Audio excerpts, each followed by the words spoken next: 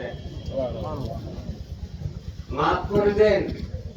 এবং পূজাপাঠা জবানে যা যে যতটুকু পারে আন্তরিক ভাবে আমল আপনার যা করে ইবাদত বন্দেগী তার নেকি বহুগুণ বাড়াই দেন।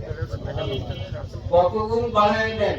10 থেকে 25, 25 থেকে 27, 27 থেকে 70, 70 থেকে 700, 700 থেকে এরপরে বলা হয় যে ফালাহুম আজরুন গায়রু মামনুন, বিনা হিসাবে রেখে দিয়ে বলবেন যে এরকম পার্থক্য হবে কেন? পার্থক্য হবে এই দিলের কারণে।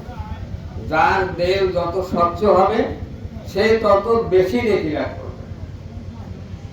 এখন তো লম্বা কথা বলার সময় না, একটা কথা শুধু বলবো। নবীজির একটা হাদিস, নবীজি বলেন মান লাম ইয়াদা কওলা যুরি ওয়া আমালা বিহি ফালাইসা লিল্লাহি হাজাতুন আইয়াদা শারাবাহু ওয়া তাআমাহু।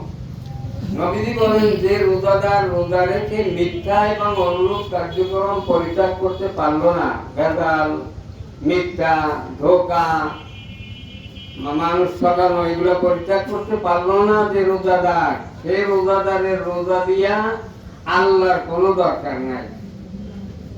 রোজা রাখি কার জন্য? সে আল্লাহর যদি কোনো দরকার না হয় তার রোজা রেখে কোনো লাভ আছে? এতক্ষণ মেহমানগঞ্জ যে কথা বললেন সভাপতি সাহেব তার উদ্বোধনী বক্তব্যে যা বললেন, আমরা রোজা রেখে 11 মাস যা করতাম রোজার মাসেও যদি তাই করি তাহলে আমাদের রোজা তো কল্যাণ বয়ে আনবে না, বরং যে মাসে অল্প আমলে বেশি কি হয়, এই মাসে অন্যায় করলে অন্যান্য মাসের তুলনায় গোনাও বেশি হবে, বেবরকত হবে আর গজব হবে। যাই হোক, আমরা এই মাসের মর্যাদা রক্ষা করে চলবো। এই মাসে ঝগড়া ফসাদ করবো না, রাগারাগি করবো না, কাউরে মারবো না, কাউরে ঠকাবো না, কোনো ভেজাল দিব না, কম বেশ করবো না। এই মাসের মর্যাদা রক্ষা করে আমরা সবাই চলবো।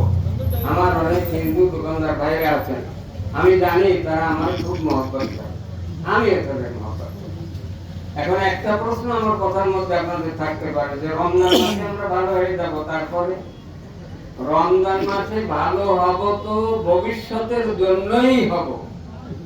রমজান মাসটা হাজির করা হয় আমাদের ট্রেনিং এর জন্য, প্রশিক্ষণের জন্য, যে মাহে রমজানের ইবাদত বন্দেগী, আল্লাহ প্রেম এবং সততা, ন্যায়নিষ্ঠতা নিয়ে তুমি তৈরি হও, শিক্ষা গ্রহণ করো, ট্রেনিং দাও।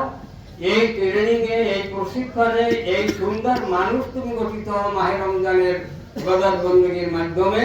তুমি এই সুন্দর মানুষটা বাকি 11 মাস পর্যন্ত তুমি এই প্রশিক্ষণ চলবে।